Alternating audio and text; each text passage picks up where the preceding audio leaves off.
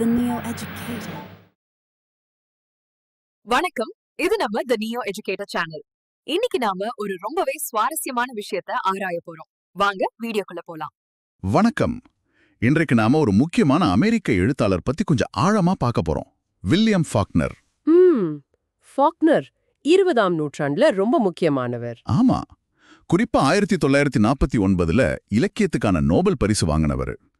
நீங்க கவனிச்சிருப்பீங்க, அவரோட கதைகள் பெரும்பாலும் யோக்னா பட்டாஃபா கவுண்டி அப்படிங்கிற ஒரு கற்பனை இடத்துல தான் நடக்கும், மிசிசிப்பில இருக்கிற மாதிரி. கரெக்ட். அந்த தென்பகுதி அமெரிக்காவோட வரலாறு, கலாச்சாரம், அப்புறம் இந்த இனப்பாகுபாடு, வர்க்க வேறுபாடுகள், அதாவது கிளாஸ் கான்ஃப்ளிக்ட், உள்நாட்டு போர் தாக்கம்னு நிறைய சிக்கலான விஷயங்களை தொட்டு பேசுவாரு. அவரோட எழுத்து நடையும் கொஞ்சம் வித்தியாசமானது இல்லையா? ஆமா, ரொம்பவே தனித்துவமானது. அந்த ஸ்ட்ரீம் ஆஃப் கான்ஷியஸ்னஸ், அதாவது மனசுக்குள்ள ஓடுற எண்ணங்களை அப்படியே சொல்றது. அப்புறம் அந்த நான் லீனியர் நரேட்டிவ்ஸ், கதையை முன்ன பின்ன மாத்தி சொல்றது. ஆமா, மொழியும் கூட ரொம்ப அடர்த்தியா கவிதை மாதிரி இருக்கும். கதாபாத்திரங்களோட உளவியல் ஆழம், அப்புறம் இந்த சரி தப்புன்னு உடனே சொல்ல முடியாத மாரல் ஆம்பிகுவிட்டி, இதெல்லாம் அவரோட ஸ்பெஷாலிட்டி. இதெல்லாம் தெரிஞ்சுக்கிட்டா அவரோட கதைகளை இன்னும் நல்லா புரிஞ்சுக்கலாம், சரிதானே? நிச்சயமா. சரி, நாம இன்னைக்கு பார்க்க போற கதை ஃபாக்னரோட பார்ன் பர்னிங். இது 1939ல ஹாப்பர்ஸ் மேகசின்ல வந்த கதை. கதை தொடங்குறதே ஒரு கோர்ட் ரூம்ல. அங்க ஒரு மாதிரி சீஸ் வாசனை அடிக்குதுன்னு சொல்றாரு. ஆமா, அந்த விவரணம் முக்கியம். கதையோட முக்கிய கதாபாத்திரம் ஒரு சின்ன பையன், கர்னல் சார்ட்டோரியஸ் ஸ்னோப்ஸ், சுருக்கமா சார்ட்டி. சார்ட்டி. அவனோட அப்பா ஆஃப்னர் ஸ்னோப்ஸ் மேல ஒரு கேஸ், திரு ஹாரிஸோட களஞ்சியத்தை எரிச்சிட்டாருன்னு. ஒரு பன்னி சண்டை தான் இதுக்கு காரணம். இங்கதான் சார்ட்டியோட மனப்போராட்டமே ஆரம்பிக்குது. ஒரு பக்கம் அப்பா மேல பாசம், குடும்பம், ரத்தம். ஃபாக்னர் அத த ஓல்ட் ஃபியர்ஸ் புல் ஆஃப் பிளட்னு சொல்றாரு. ஆமா. இன்னொரு பக்கம் அப்பா செய்யறது தப்பு, இது அநீதின்னு அவனோட மனசாட்சி உறுத்துது. அப்பா பொய் சொல்லிடுவாரோன்னு பயப்படுறான். அந்த சின்ன வயசுல எவ்ளோ பெரிய தவிப்பு பாருங்க. அந்த கோர்ட் விசாரணை முடிஞ்சு வழக்கம் போல அந்த குடும்பம் வேற இடத்துக்கு போறாங்க. இப்போ மேஜர் டி ஸ்பெயின் அப்படிங்கிறவரோட பண்ணையில வேலைக்கு சேர்றாங்க.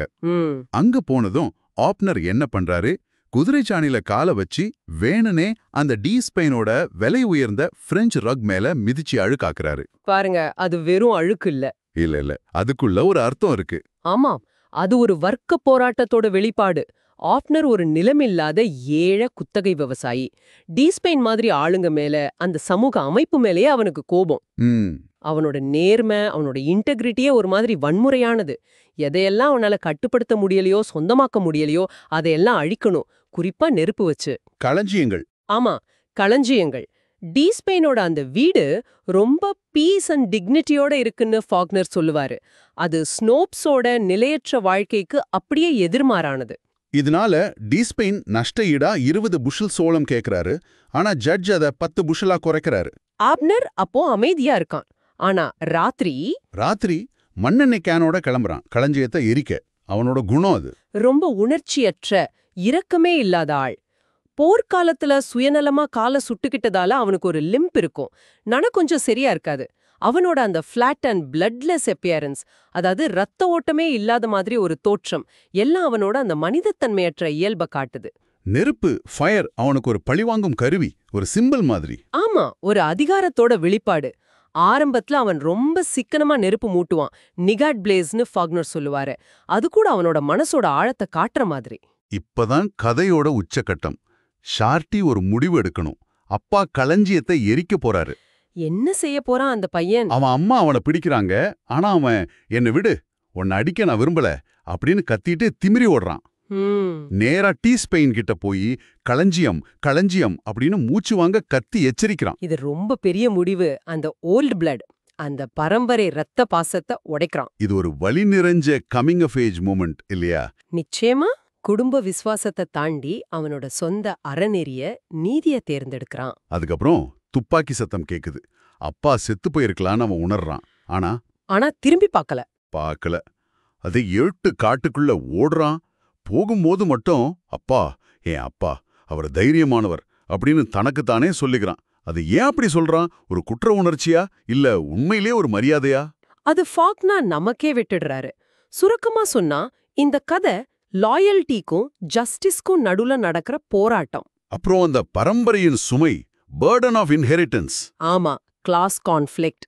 நேர்மையோட தன்மை என்ன, நேச்சர் ஆஃப் இன்டெகிரிட்டி, வயசுக்கு வர்றது கம்மிங் ஆஃப் ஏஜ், நெருப்போட குறியீடு ஃபயர் as a சிம்பிள், இப்படி நிறைய விஷயங்கள் இருக்கு. ஃபாக்னர் அந்த சென்சரி டீடைல்ஸ் மூலமா அந்த சீஸ் வாசனை, பயமுறுத்துற முகங்கள், சாடியோட உள்ளுணர்வுகள் இதெல்லாம் வச்சு அந்த பையனோட நிலைய நாமளே உணர்ற மாதிரி பண்றாரு. ரொம்ப சக்தி வாய்ந்த கதை இது. ஆமா, ஃபாக்னரோட பான் பர்னிங் ஒரு சின்ன பையன் எடுக்கிற ரொம்ப கடினமான ஒரு தார்மீக முடிவோட சித்திரம். ஆனா கனா ஒரு கேள்வியோட முடியுது இல்லையா? சார்டி சரியானதை செஞ்சான், ஆனா இப்போ அவன் தனியா இருக்கான், எதிர்காலம் தெரியாத இருட்டுக்குள்ள போறான். தனக்கு அழிவை தந்த ஒரு குடும்பத்தையும் கடந்த காலத்தையும் முழுசா விட்டுட்டு போற ஒருத்தனுக்கு என்ன மாதிரி எதிர்காலம் இருக்கும்? உண்மையான சுதந்திரத்தோட விலை என்ன? இத பத்தி நீங்க யோசிக்கலாம்.